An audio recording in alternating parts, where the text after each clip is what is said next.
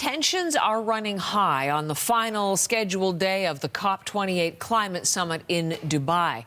Negotiators are trying to hammer out a final text that all parties can agree to and bridge the gap between major oil producers and countries that want language calling for the phasing out of fossil fuels. We will hear this morning from Canada's Environment and Climate Change Minister Stephen Guilbeault. He's set to speak from the conference at 10 a.m. Eastern, and we'll have that live for you on CBC News Network. Our international climate correspondent, Susan Ormiston, is in Dubai. She's been covering things throughout. Tell us about what's happening this morning. As I said, this division sounds like considerable tension and a real impasse over the language in these last hours of talk. Susan, what is happening? Well, we're well over the deadline already. Sultan Al Jaber, the president of COP28, had boasted earlier in the COP process that this would be a historic deal, delivered on time.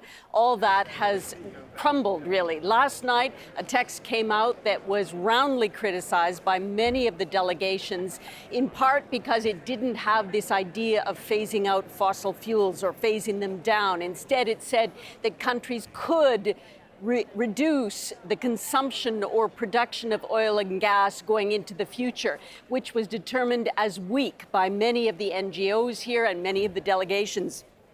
And you know, there was some real emotion here last night. It continued into today. Just have a look at one of the observers from an NGO called Pacific Climate Warriors talking about the frustration having come all this way and waited, the expectation for a deal. Just listen to his emotion and what he had to say. We didn't come here to sign our death sentence, and the text in its current state is that a system that gives so much power to fossil fuel-emitting nations is broken. A system that continues to block the voices of impacted communities, of the people who need the help the most, is broken. But we continue to come because there is no other process available to us to advocate for everything we need in order to ensure our survival. There were several people in tears last night, again this morning, probably lack of sleep, but frustration that there is no deal in sight yet. So if that is the case, what have we heard from the host country, Susan? United Arab Emirates, of course, a big petroleum producer. What has that country said about the prospect of an agreement at COP28?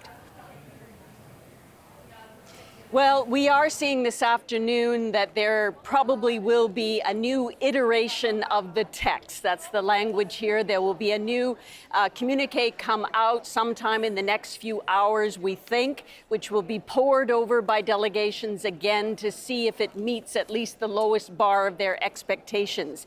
The Director General of COP28, the presidency here, spoke briefly to reporters this morning and saying that it's up to the countries now, the delegations, the parties they're called to come to an agreement, and they're just trying to navigate it. So already you're hearing the UAE presidency sort of shade this deal as they're doing their best. It may not happen to what everybody wants, but they need to come to a new deal. Here's what he said. When we released it, we knew opinions were polarized, but what we didn't know was where each country's red lines were. By releasing our first draft of the text, we got parties to come to us quickly with those red lines. We spent last night talking, taking in that feedback, and that has put us in a position to draft a new text. That was a diplomat's assessment, really, of the reaction to that text. It begged some questions about why they didn't know where those red lines were before they released that text, which really was caused quite a reaction here at COP28. So we wait for a new text.